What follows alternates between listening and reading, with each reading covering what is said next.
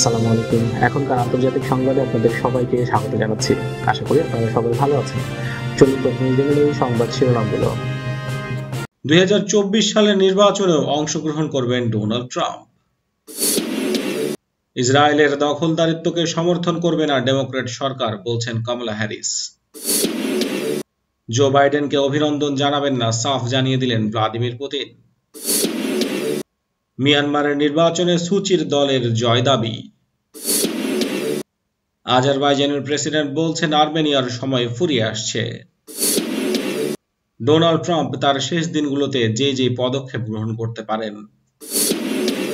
এবং সব শেষে থাকছে ট্রাম্পের বরখাস্ত করা কর্মকর্তাকে উপদেষ্টা বানালেন জো বাইডেন। শিরোনামগুলো শুনলেন, এবার চলে যাচ্ছি বিস্তারিত সংবাদে। 2024 সালের নির্বাচনে অংশ নেবেন ডোনাল্ড ট্রাম্প। শুরু করেছেন প্রাথমিক কাজ।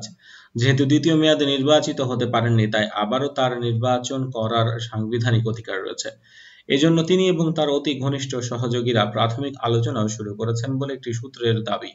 এজন্য তিনি নির্বাচনে জালিয়াতি হয়েছে এই শব্দকে হাতিয়ার হিসেবে ব্যবহার করতে চান বলছে সূত্রটি। মার্কিন সংবিধানের 22তম সংশোধনী বলছে প্রেসিডেন্ট হিসেবে কোনো ব্যক্তি দ্বিতীয় মেয়াদের বেশি নির্বাচিত হতে পারবেন না। তবে 4 বছর পর ট্রাম্পের বয়স হবে 78 বছর, যা বাইডেনের বর্তমান বয়সের চেয়ে মাত্র 1 বছর বেশি। মজার ব্যাপার হলো 3 বার নির্বাচন করে মাঝখানে 4 বছর বিরতি দিয়ে নির্বাচিত হবার ইতিহাস যুক্তরাষ্ট্রে রয়েছে। গ্রোভার ক্লিভল্যান্ড 1885 এবং 1893 সালে নির্বাচিত হয়েছিলেন। তবে 2024 সালের প্রাইমারিতে ট্রাম্পকে বেশ কিছু অভিজ্ঞ রিপাবলিকান নেতার মুখোমুখি হতে হবে। তবে এই ব্যাপারে ট্রাম্পের সাবেক চিফ অফ স্টাফ মিক মুলভানি বলেন, আমি মনে করি প্রেসিডেন্ট অবশ্যই রাজনীতিতে সক্রিয় থাকছেন। 2024 সালেও তিনি থাকবেন বলে মনে করি। তিনি হারতে একেবারেই পছন্দ করেন না। মজার ব্যাপার হলো রিপাবলিকান পার্টিতে ট্রাম্পের বিশাল সমর্থক গোষ্ঠী আছে। এরা পার্টির চেয়েও বেশ ব্যক্তি ট্রাম্পের প্রতি বেশি বিশ্বস্ত, যা প্রাইমারিতে তাকে বেশ খানিকটা এগিয়ে রাখবে বলে মনে করা হচ্ছে। এমনকি এই পরিমাণ সমর্থক নিয়ে তার নিজ থেকেও স্বতন্ত্রভাবে নির্বাচনের সক্ষমতা রয়েছে। যদি তাকে মনোনয়ন দেওয়া না হয় এবং তিনি স্বতন্ত্রভাবে নির্বাচন করেন, তবে রিপাবলিকান পার্টি ব্যাপক প্রশ্নের মুখে পড়ার শঙ্কা রয়েছে। মধ্যপ্রাচ্য ইস্যুতে বর্তমান মার্কিন প্রেসিডেন্ট ডোনাল্ড ট্রাম্পের নীতি যে বিতর্কিত সেটা সারা বিশ্বের কাছেই স্বীকৃত। নিজের মেয়ের জামাই জ্যারেড কুশনারের কথিত শান্তি প্রক্রিয়া ফিলিস্তিনিদের মেনে নিতে বাধ্য করতে তাদের সব ধরনের সাহায্য সহযোগিতা বন্ধ করে দিয়েছিলেন ডোনাল্ড ট্রাম্প। এমনকি ফিলিস্তিনিদের চাপে রাখতে সব ধরনের মানবিক ত্রাণ সহায়তাও বন্ধ করে দেওয়া হয়। আর এই বিতর্কিত শান্তি পরিকল্পনার নাম দেওয়া হয় ডিল অব দ্য সেঞ্চুরি। তবে ফিলিস্তিনি ইস্যুতে ট্রাম্পের বিতর্কিত এই নীতি থেকে বেরিয়ে আসার ইঙ্গিত দিয়েছেন মার্কিন যুক্তরাষ্ট্রের নবনির্বাচিত ভাইস প্রেসিডেন্ট কমলা হ্যারিস। তিনি বলেন, তার সরকার কোনোভাবেই ট্রাম্পের একপেশে নীতি সমর্থন করবে না। ফিলিস্তিনিদের সাথে আবারও শান্তি আলোচনা শুরু করবে বাইডেন সরকার। রোববার দ্য আরব আমেরিকান নিউজকে দেয়া এক সাক্ষাৎকারে কমলা হ্যারিস এই কথা বলেন। তিনি আরো বলেন, একই সঙ্গে ইসরায়েলের দখলদারিত্বকেও সমর্থন করবে না ডেমোক্র্যাট সরকার। তাছাড়া ট্রাম্পের বন্ধ করা ফিলিস্তিনিদের জন্য মানবিক ত্রাণ সহায়তা জো বাইডেনের সরকার পুনরায় চালু করবে বলে আশ্বাস দেন নবনির্বাচিত মার্কিন ভাইস প্রেসিডেন্ট কমলা হ্যারিস। গোটা বিশ্ব থেকে অভিনন্দন জানানো হয়েছে জো বাইডেনকে, তবে শুভেচ্ছা জানাতে নারাজ দুই দেশ। আগেই চীন জানিয়েছে যে বাইডেনের জয়ী হওয়ার খবর তারা মানতে নারাজ। এবার একই কথা বললেন ভ্লাদিমির পুতিন। রাশিয়ার প্রেসিডেন্টের দাবি, এখনই তিনি বাইডেনকে অভিনন্দন জানাবেন না। অথচ ডোনাল্ড ট্রাম্প মার্কিন প্রেসিডেন্ট হওয়ার পর তাকে সবার আগে শুভেচ্ছা জানিয়েছিলেন এই ভ্লাদিমির পুতিন। কিন্তু এবারের ছবিটা আলাদা। সোমবার সাংবাদিকদের মুখোমুখি হয়ে ক্রেমলিনের প্রেস সেক্রেটারি দিমিত্রি পেসকভ বলেন, রাশিয়া মনে করছে এটা শুভেচ্ছা জানানোর সঠিক সময় নয়। এদিকে বাইডেনের জয় মানতে রাজি নয় চীন। কোনো শুভেচ্ছা বার্তাও দেয়া হচ্ছে না বেইজিং এর তরফ থেকে। সোমবার যখন বিশ্বের সব দেশ থেকে অভিনন্দন জানানো হয়েছে বাইডেন এবং কমলা হ্যারিসকে, তখনও চীনের দাবি ফলাফল এখনো বাকি। 270-এর ম্যাজিক ফিগার পেরিয়ে আমেরিকায় জয়ী হয়েছেন জো বাইডেন। কিছুদিনের মধ্যেই 46তম মার্কিন প্রেসিডেন্ট হিসেবে শপথ গ্রহণ করবেন তিনি। বিশ্বজুড়ে শুভেচ্ছার ঝড়, কিন্তু অদ্ভুতভাবে নিশ্চুপ চীন।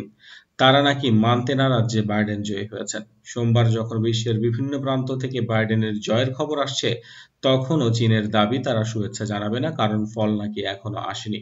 ইতিমধ্যে বিভিন্ন দেশের রাষ্ট্রপ্রধানদের অভিনন্দন বার্তা আসার পালা প্রায় শেষ। মিয়ানমারের নির্বাচনের ভোট গণনা এখনো চললেও ইতিমধ্যেই জয় দাবি করেছে দেশটির ক্ষমতাসীন দল ন্যাশনাল ডেমোক্রেটিক এনএলডি। সোমবার দেশটির নেতা অং সান সুচির নেতৃত্বাধীন দলটি দাবি করেছে পরবর্তী সরকার গঠনের মতো সংখ্যাগরিষ্ঠতা ইতিমধ্যে পেয়ে গেছে তারা। ব্রিটিশ বার্তা সংস্থা রয়টার্সের প্রতিবেদন থেকে এসব তথ্য জানা গেছে। দীর্ঘ সেনা শাসন অবসানের পর দ্বিতীয় সাধারণ নির্বাচনে রবিবার ভোট দেয় মিয়ানমারের নাগরিকরা। সোমবার পর্যন্ত চলছে ভোট গ্রহণ এবং গণনা। বিভিন্ন সংবাদ মাধ্যমে ইতিমধ্যে আভাস দিয়েছে ক্ষমতাসীন দল এনএলডি আবার ক্ষমতায় ফিরবে। সোমবার দলীয় মুখপাত্র মিউ নুয়ান্তো রয়টার্সকে বলেন, অভ্যন্তরীণ প্রতিবেদন অনুযায়ী অং সান সুচির নেতৃত্বাধীন এনএলডি প্রয়োজনীয় পার্লামেন্টের ৩২২টি আসন জয়ের ইতিমধ্যে চলে এসেছে কাছাকাছি, যদিও নির্বাচন কমিশন এখনো আনুষ্ঠানিক ফল ঘোষণা করেনি। জনগণকে ধন্যবাদ জানিয়ে তিনি বলেন, এই নির্বাচনী ফল জনগণের জন্য, দলের জন্য খুবই উৎসাহব্যঞ্জক। আশা করা হচ্ছে সোমবার রাতের দিকে নির্বাচনের আনুষ্ঠানিক ফলাফল ঘোষণা করা হতে পারে, কিন্তু সেটি হয়নি। ২০১৭ সালে রোহিঙ্গা বিরোধী সেনা অভিযানের কারণে এনএলডি নেতা অং সান সুচি আন্তর্জাতিক অঙ্গনে ব্যাপক সমালোচনার মুখে পড়লেও নিজ দেশে ব্যাপক জনপ্রিয়তা লাভ করেন তিনি। মিয়ানমারের পার্লামেন্টের নিম্ন কক্ষের আসন সংখ্যা ৪২৫টি আর উচ্চ কক্ষে ২১৭টি। সরকার গঠন করতে গেলে নিম্ন কক্ষে ৩১৫টি আর উচ্চ কক্ষে ২১৭টি আসন জয়ের প্রয়োজন পড়ে। ২০১৫ সালে এনএলডি মোট ৩৯০ আসনে জয় পেয়ে ক্ষমতায় আসে। এবারে নির্বাচনে আসন সংখ্যা আরও বাড়বে বলে ধারণার কথা জানিয়েছেন দলটির মুখপাত্র মিউ নুয়ান্তো। উল্লেখ্য, মিয়ানমারে অর্ধশত বছরের বেশি সময় ধরে সেনাবাহিনী ও সেনা সমর্থিত সরকারের অবসান ঘটিয়ে ২০১৫ সালের সাধারণ নির্বাচনে নিরঙ্কুশ জয় পায় এনএলডি। মার্কিন যুক্তরাষ্ট্রের ক্ষমতা ছাড়ার আগে সাধারণ ক্ষমা ঘোষণা নতুন কিছু নয়। ক্ষমতা ছাড়ার আগে বিল ক্লিনটন নিজের সৎ ভাই রজার ক্লিনটন আর বিলিয়নিয়ার মার্ক রিচকে ক্ষমা ঘোষণা করেছিলেন। ট্রাম্প সবার আগে ক্ষমা করতে পারেন সাবেক জাতীয় নিরাপত্তা উপদেষ্টা মাইকেল ফ্লেয়নকে। এই ব্যাপারে তার অ্যাটর্নি নিয়মিতই ট্রাম্পের সঙ্গে যোগাযোগ করছেন বলে জানা গেছে। রজার মুলারের দল দ্বারা অপরাধী সাব্যস্ত অন্যদেরও ক্ষমা ঘোষণা করতে পারেন ডোনাল্ড ট্রাম্প। আরও যাদের ক্ষমা করবেন তাদের মধ্যে রয়েছে পল ম্যানাফোর্ট এবং জর্জ পাপাডোপোলাস। এর বাইরে তিনি নিজ ব্যবসা প্রতিষ্ঠানের কর্মকর্তা ও পরিবারের সদস্যদের বেশ কিছু চলমান মামলার ক্ষমা ঘোষণা করতে পারেন। ট্রাম্পের নিজের বিরুদ্ধে একাধিক তদন্ত চলছে। বিশেষজ্ঞদের ধারণা তিনি নিজেকেও সাধারণ ক্ষমা ঘোষণা করবেন। সবার আগে ট্রাম্প বরখাস্ত করতে পারেন এফবিআই পরিচালক ক্রিস রেকে। ২০১৭ সালে তাকে নিয়োগ দেয় সিনেট। ২০২৭ সাল পর্যন্ত তার দায়িত্ব পালনের কথা রয়েছে। অবশ্য ট্রাম্প বরখাস্ত করলেও নির্বাচিত প্রেসিডেন্ট বাইডেন তাকে বহাল করতে পারবেন। পুরো শাসনামলে ট্রাম্প প্রচুর পরিমাণ নির্বাহী আদেশ জারি করেছেন। Affordable care act, environmental protection এবং ইমিগ্রেশন পলিসির ব্যাপারে যাবার আগেও বেশ কিছু নির্বাহী আদেশ জারি করে যেতে পারেন তিনি। এছাড়াও ট্রাম্প বরখাস্ত করতে পারেন জাস্টিস ডিপার্টমেন্টের মহাপরিদর্শক মাইকেল হার্জেটকে। নাগরোনো কারাবাখের যুদ্ধ সম্পর্কে আজারবাইজানের প্রেসিডেন্ট ইলহাম আলিয়েভ বলেছেন, তার বাহিনী এই যুদ্ধে জয়ী হতে চলেছে। তিনি বলেন, এই যুদ্ধে আপোষের সুযোগ ক্রমশ কমে আসছে। প্রায় ১.৫ মাস আগে বিরোধপূর্ণ এই অঞ্চলটি নিয়ে আজারবাইজান আর্মেনিয়ার মধ্যে যুদ্ধ শুরু হয়েছিল। এর নিয়ন্ত্রণ নিয়ে দুটো দেশের মধ্যে এর আগেও সংঘর্ষ হয়েছে। সমঝোতার মাধ্যমে ৬ বছর ধরে চলা ১৯৯৪ সালে থেমে গেলেও তাদের মধ্যে কখনো শান্তি চুক্তি স্বাক্ষরিত হয়নি। আর্মেনিয়া সরকারের সমর্থনে জাতিগত আর্মেনিয়ারা এটি নিয়ন্ত্রণ করে থাকে, যদিও আন্তর্জাতিকভাবে এলাকাটি আজারবাইজানের অংশ বলে দাবি করা হয়। আজারবাইজানের প্রেসিডেন্ট বিবিসিকে দেয়া সাক্ষাৎকারে বলেছেন, আর্মেনিয়ার প্রধানমন্ত্রী নিকোল পশনিয়ানের সঙ্গে শান্তি প্রতিষ্ঠার কোনো সম্ভাবনা তিনি দেখতে পাচ্ছেন না। এই সাক্ষাৎকারের পরেই তিনি ঘোষণা করেন যে তার দেশের বাহিনী নাগরোনো কারাবাখের দ্বিতীয় বৃহত্তম শহর সুসা দখল করে নিয়েছেন। কিন্তু এই দাবি প্রত্যাখ্যান করে আর্মেনিয়ার সরকার বলছে সেখানে যুদ্ধ অব্যাহত রয়েছে। আজারবাইজানের দাবি, এই সুসা শহর দখল করে নেওয়ার ঘটনাকে আজারবাইজানের প্রেসিডেন্ট উল্লেখ করেছেন এলাকাটি স্বাধীন করা হিসেবে।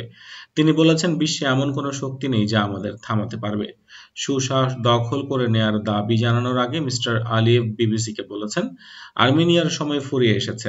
তিনি বলেন, শক্তি প্রয়োগের মাধ্যমে তারা পুনরায় এসব এলাকা ফিরে পাচ্ছেন, আর এ কারণে আপোষের মাধ্যমে সংকট সমাধানের সুযোগ কমে এসছে। প্রেসিডেন্ট আলিয়েভের এই ঘোষণার পরপরই আজারবাইজানের রাজধানী বাকুর রাস্তায় লোকজনের উল্লাস প্রকাশ করেছে। দুটো দেশের মধ্যে ২৭ সেপ্টেম্বর আকস্মিকভাবে যুদ্ধ শুরু হলেও দেখা যাচ্ছে যে অক্টোবর মাসের শেষের দিক থেকে আজারবাইজান ধীরে ধীরে নাগোর্নো কারাবাখের দিকে অনেকটা অগ্রসর হয়ে গিয়েছে। আর্মেনিয়া কি বলছে? তবে সুসা শহর হাতছাড়া হয়ে যাওয়ার খবর অস্বীকার করেছে আর্মেনিয়া। দেশটির প্রতিরক্ষা মন্ত্রণালয়ের একজন কর্মকর্তা আর্টসরান হুভানিসায়ান ফেসবুকে লিখেছেন, সুসা শহরের যুদ্ধ এখনো চলছে, অপেক্ষা করুন এবং আমাদের বাহিনীর উপরে আস্থা রাখুন। বার্তা সংস্থা রয়টার্স জানিয়েছে, আজারবাইজানের প্রেসিডেন্ট সুসা শহর দখল করে নেওয়ার ঘোষণা দেওয়ার পর তুর্কি প্রেসিডেন্ট রিসেপ তাইয়েব এরদোগান আজারবাইজানকে অভিনন্দন জানিয়েছেন। আজারবাইজানের জনগণকে তিনি আমার আজেরি ভাই বলে সম্বোধন করে বলেন, সুসায় যা হয়েছে তাতে মনে হচ্ছে অধিকৃত বাকি সব জায়গায় খুব শীঘ্রই মুক্ত করা হবে। আজারবাইজান তুরস্কের মিত্র দেশ। এই যুদ্ধে তুর্কি প্রেসিডেন্ট আজারবাইজানকে সর্বাত্মক সহযোগিতা দেওয়ার কথা যুদ্ধের পরপরই ঘোষণা করেছেন। শনিবার মিস্টার এরদোগান রুশ প্রেসিডেন্ট ভ্লাদিমির পুতিনকে বলেন, আজারবাইজানের জমি থেকে আর্মেনিয়াকে সরে যেতে হবে এবং তাদেরকে আলোচনার টেবিলে বসার ব্যাপারে বোঝাতে হবে। ক্রেমলিন থেকে দেয়া এক বিবৃতিতে বলা হয়েছে, প্রেসিডেন্ট পুতিন মিস্টার এরদোগানকে বলেছেন, তিনি আর্মেনিয়া আজারবাইজানের নেতাদের সঙ্গে কথা বলেছেন। তাদের সঙ্গে এখনই যুদ্ধ থামিয়ে রাজনৈতিক ও কূটনৈতিক সমঝোতার ব্যাপারেও আলোচনা হয়েছে। আর্মেনিয়া রাশিয়ার মিত্র দেশ, কিন্তু আজারবাইজানের সঙ্গেও তাদের ঘনিষ্ঠ সম্পর্ক রয়েছে। মস্কো দুটো দেশের মধ্যে যুদ্ধবিরতির ব্যাপারে মধ্যস্থতা করেছিল। এ বিষয়ে 25 অক্টোবর সমঝোতা হলেও তার কিছুক্ষণের মধ্যেই তা ভেস্তে গিয়েছিল। করোনা ভাইরাস মোকাবিলায় জনস্বাস্থ্য বিশেষজ্ঞদের সমন্বয়ে গঠন করতে যাওয়া উপদেষ্টা বোর্ড সদস্যদের নামের তালিকা ঘোষণা করেছেন যুক্তরাষ্ট্রের প্রেসিডেন্ট নির্বাচনে বিজয়ী হওয়া জো বাইডেন। জানুয়ারিতে তিনি প্রেসিডেন্টের দায়িত্ব নেয়ার পর এই বোর্ড সদস্যরা মহামারী মোকাবিলায় তার উপদেষ্টা হিসেবে কাজ করবেন। এই তালিকায় রয়েছেন ট্রাম্প প্রশাসন থেকে বরখাস্ত হওয়া কর্মকর্তা রিক ব্রাইট। ট্রাম্প প্রশাসন মহামারীর আগাম সতর্কতা আমলে নেয়নি এমন তথ্য ফাঁস করে দেওয়ার পর তাকে সরিয়ে দেওয়া হয়। মার্কিন সম্প্রচার মাধ্যম সিএনএন প্রতিবেদনের থেকে এসব তথ্য জানা গেছে। জনস হপকিন্স বিশ্ববিদ্যালয়ের তথ্য অনুযায়ী রবিবার পর্যন্ত যুক্তরাষ্ট্রের প্রায় ৯৯ লাখ মানুষ করোনা ভাইরাসে আক্রান্ত হয়েছেন। মারা গেছেন প্রায় ২,৩০,০০০ মানুষ। নির্বাচনী প্রচারকাল থেকেই করোনা মোকাবিলাকে সর্বোচ্চ গুরুত্ব দেওয়ার কথা বলে আসছেন ডেমোক্র্যাট প্রার্থী জো বাইডেন। সোমবার জো বাইডেনের ক্ষমতা গ্রহণকালীন দলের তরফ থেকে করোনা টাস্ক ফোর্সের উপদেষ্টার নাম ঘোষণা করা হয়। এই তালিকায় রাখা হয়েছে রিক ব্রাইটকে। এই কর্মকর্তা এর আগে দাবি করেছেন, মহামারী নিয়ে আগেই সতর্ক করলে ট্রাম্প প্রশাসনের কর্মকর্তাদের সঙ্গে বিরোধে জড়ান তিনি। জরুরি সামগ্রীর অভাব নিয়ে ট্রাম্প প্রশাসনের সমালোচনা করেন তিনি। পরে সেই সতর্কতা বাস্তব হয়ে দেখা দিলে ট্রাম্প প্রশাসন থেকে তাকে বাদ দেওয়া হয়। আর এবার নিজের উপদেষ্টা বোর্ডে রিক ব্রাইটকে রেখে বাইডেন স্পষ্ট ইঙ্গিত দিয়েছেন, করোনা মহামারী মোকাবেলায় ট্রাম্প প্রশাসনের পথে হাঁটবেন না তিনি। বাইডেনের করোনা টাস্কফোর্সে থাকবেন সাবেক সার্জন জেনারেল বিবেক মুরখি, খাদ্য ও ঔষধ প্রশাসনের সাবেক কমিশনার ডেভিড কেসলার ও ইয়েল বিশ্ববিদ্যালয়ের ডক্টর মার্সেলো নানেজ স্মিথ। বন্ধুরা, এই ছিল এখনকার সংবাদে। আশা করি আপনাদের সংবাদটি ভালো লেগেছে। যদি ভালো লেগে থাকে অবশ্যই ভিডিওতে লাইক করুন, সংবাদটি আপনাদের বন্ধুদের সাথে শেয়ার করুন। আপনি যদি চ্যানেলে নতুন হয়ে থাকেন, চ্যানেলে সাবস্ক্রাইব করে বেল আইকনে ক্লিক করুন নিয়মিত আপডেট পাওয়ার জন্য, এবং কমেন্ট বক্সে আপনার মূল্যবান মতামত জানাতে ভুলবেন না। আজকে এই পর্যন্ত, দেখা হচ্ছে পরবর্তী সংবাদে। ততক্ষণ পর্যন্ত ভালো থাকবেন। আল্লাহ হাফেজ।